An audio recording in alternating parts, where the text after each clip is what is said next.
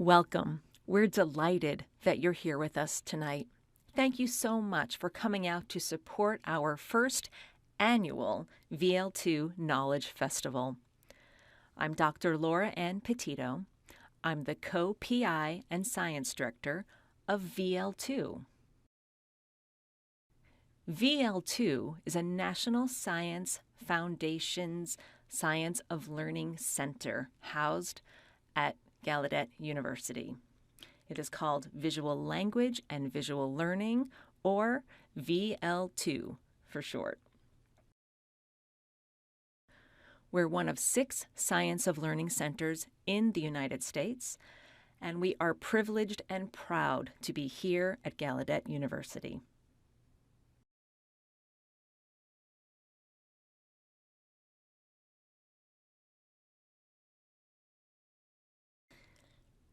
VL2 is 10 years young now. And we began in our first 5 years with a focus on basic science. And then in year 6, we started to identify across the different labs some synergistic scientific findings. And that led to the establishment of scientific themes and the realization that the age of language exposure is critical for human development, and that the brain has neural plasticity to a degree that amazed us. And finally, that there are multiple routes to learning language and to learning to read.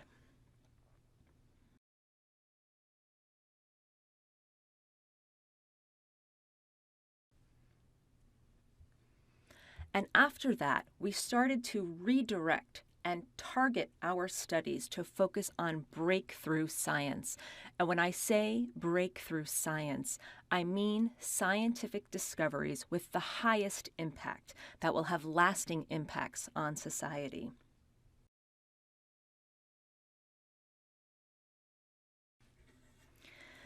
There are many people who have helped throughout the years. Clearly, we don't have time to name all of them tonight, but we would be remiss if we didn't mention just a few of them. I want to especially thank our provost, Dr. Carol Erding, who's here tonight. Thank you.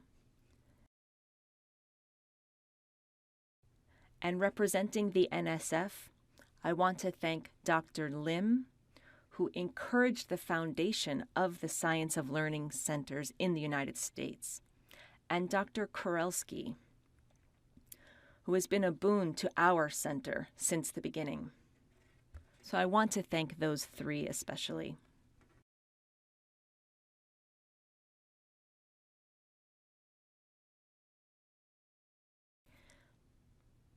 Now, just like a family tree or a genetic map, you can see on this slide how we have grown. Our parent cells, NSF and Gallaudet, which of course led to the founding of VL2. And from VL2, we have created 4 knowledge, resource, and research hubs. And you'll be learning about each of them tonight. In addition to that, VL2 has established the first ever program in the United States, or actually in the world, a doctorate in educational neuroscience. And educational neuroscience is studying the brain and behavior in concert to figure out how children learn best, how humans develop, with a commitment to translating those findings to society. We take our research results and translate them into products and resources that will benefit society. When we began, there were 3 of us. Just the 3 of us. And see how we have grown. Our future looks very bright. We have 3 new faculty in the Penn program: Dr. Lorna Quant, Dr. Clifton Langdon, and a faculty member who will be arriving this fall, Dr. Ilaria Bertoletti. And that's exciting for Gallaudet for a couple of reasons.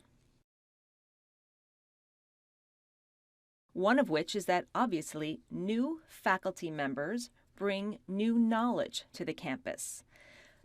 They also bring new students, in other words, helping with recruitment and with retention as well. And finally, and not least importantly, they bring new grant funding to the campus, which means more money for Gallaudet.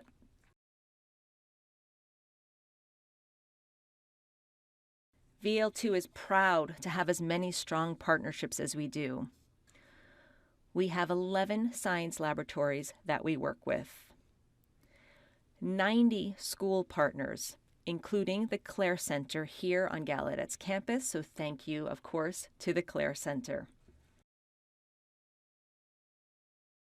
We also have 22 partnerships with other universities, which is wonderful because those universities are all over the world, and that means training and opportunities for our students to go globally, to study in different labs, to meet and network with different scientists, and to get the most up-to-date training.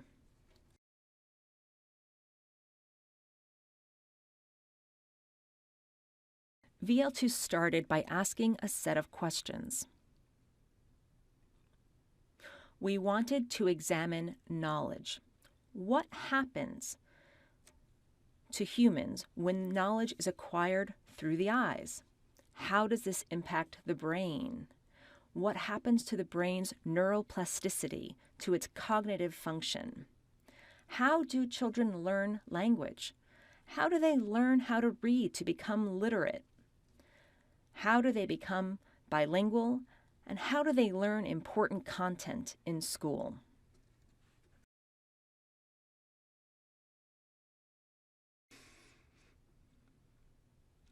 VL2 is contributing to a revolution. We like to call it the third revolution. We all know the linguistics. Linguists have examined the language and understand that sign language is a real language. We all know that deaf people have a unique and distinct culture. We know that well. Interestingly, the last third point that some continue to resist accepting is that speech and sign language have equal biological status. And there are some myths out there regarding this issue.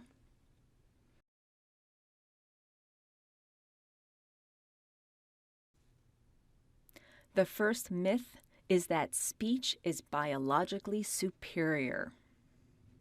The second myth is that speech exposure should be provided to young children initially, and then if you're going to expose them to sign language, it can happen at some later date. Perhaps if they've failed in learning to speak, you can then place them in a signing program. Another myth is that learning sign language will impair the acquisition of English and literacy skills.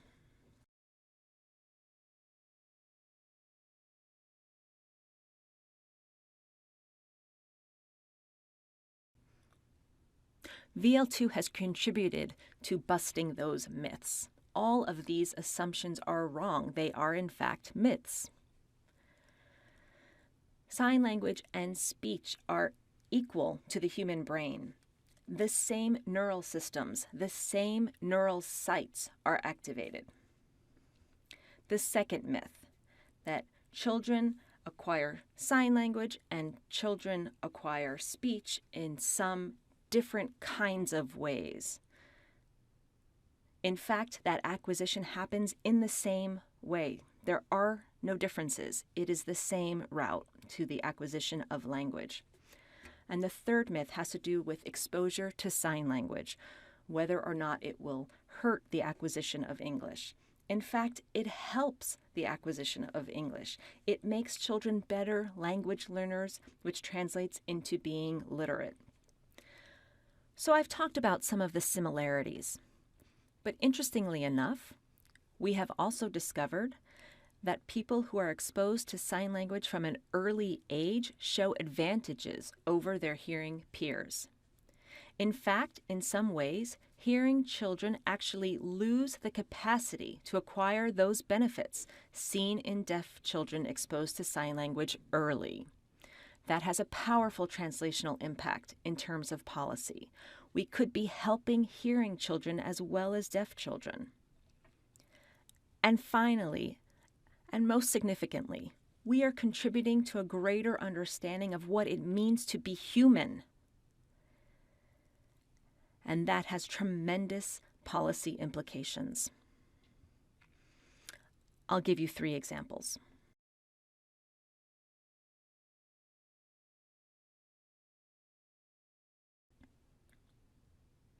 The first example has to do with young deaf children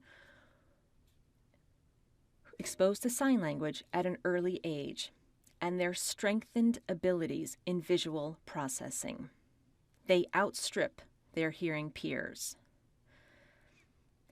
They have better eye tracking abilities. They have enhanced visual processing abilities. They have stronger selected cognitive benefits, which leads to enhanced vocabulary, better reading skills, better social self-regulation skills compared to hearing children.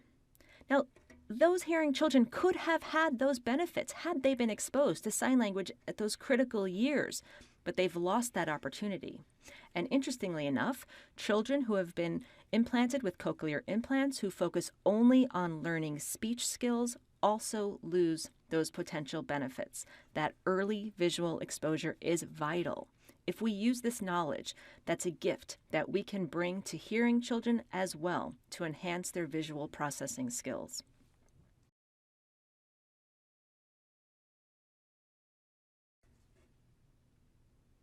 There are many myths about bilingualism, and VL2 is contributing to busting those myths. ASL and English is a bilingual situation, just like Spanish and English would be, or French and English. ASL and English is the same and confers the same benefits of bilingualism seen in hearing children learning 2 different spoken languages. VL2 is contributing to destroying some of these myths. For example, myth number 1. Children who receive cochlear implants don't need sign language. They should have only intensive speech training. That is wrong. They absolutely need early exposure to natural visual language that they can access. Many people believe that early bilingual exposure will cause language confusion. It's simply not true. Another myth is that you shouldn't sign with your baby until you are fluent. That is wrong.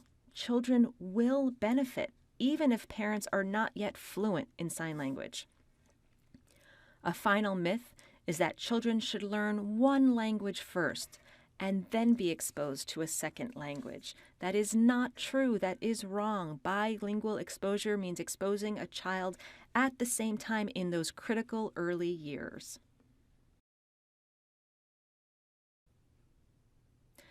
The policy implications are that we can promote early bilingual education for all children in the United States. We can promote early sign language exposure for deaf babies, regardless of their background. They should have exposure to sign language. And, of course, there can be enhanced speech training at the same time.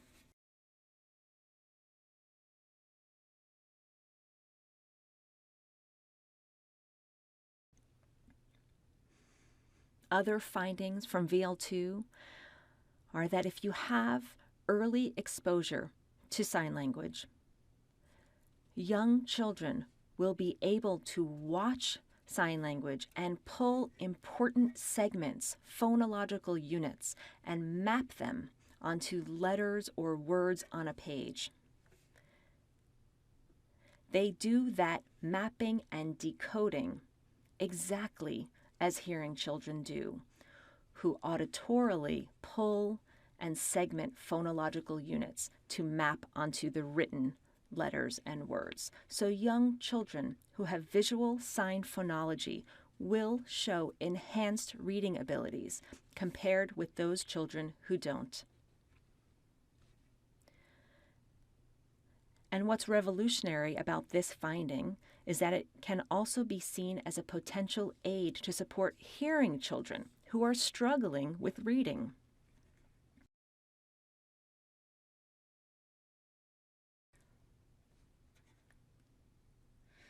Another policy implication is that deaf children who are exposed at an early age to bilingualism and visual phonology of sign language develop into readers.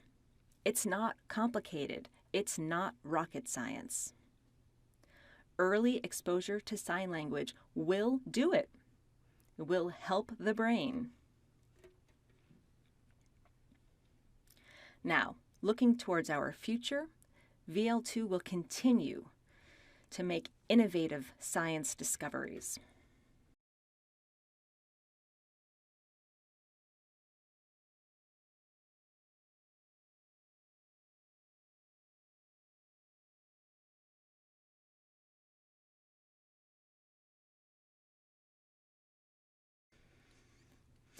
In BL2, we are integrating new technologies, new kinds of tools to delve even deeper into the brain. We are integrating the FNIRS brain imaging equipment with thermal infrared imaging that will measure a child's engagement, emotional engagement with the world, and higher cognition, as measured by eye tracking that follows where their attention is. We are continuing to make innovative translational products as well.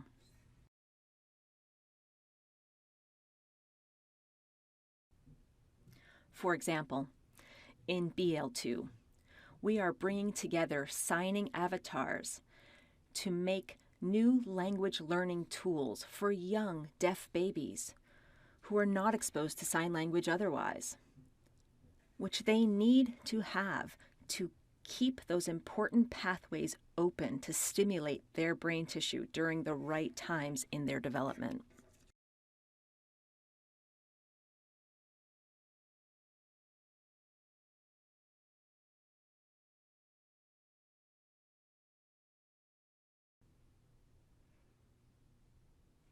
VL2 and the Motion Light Lab will continue to make revolutionary, innovative translational products. You will learn from Melissa Malzkuhn about the groundbreaking work that they are doing on new ways to capture stories in ASL digitally and how new apps are being created and used. These include stories for young babies. And she is working with our new ML2 Science Director, Dr. Lorna Quant. We have a wonderful team working together.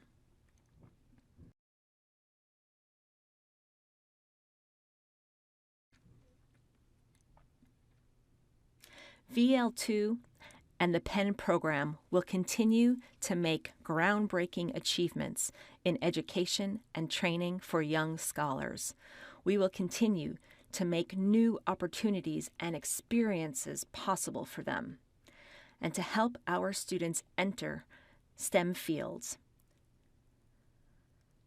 to become scholars themselves, to own the science, doing science that they own, because we are training them to become leaders.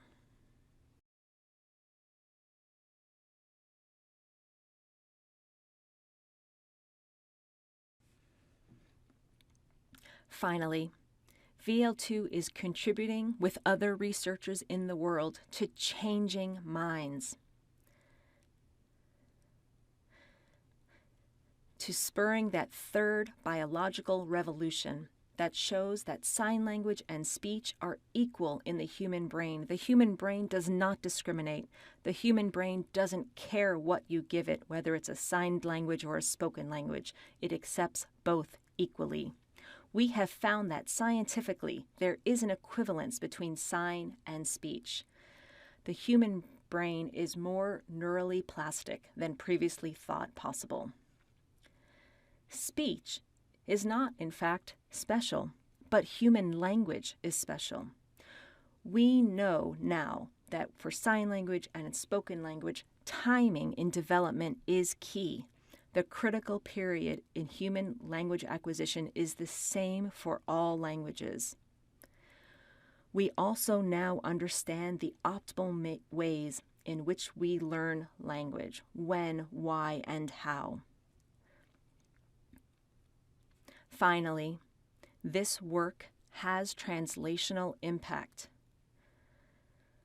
We are challenging decades of medical and educational dogma. We are showing with these human biological findings that fly in the face of what people have believed. And we are offering new solutions to society.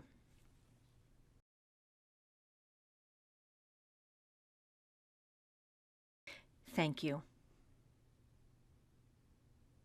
And now, as I promised, you will learn a little more about our 4 hubs that are bringing us into the future.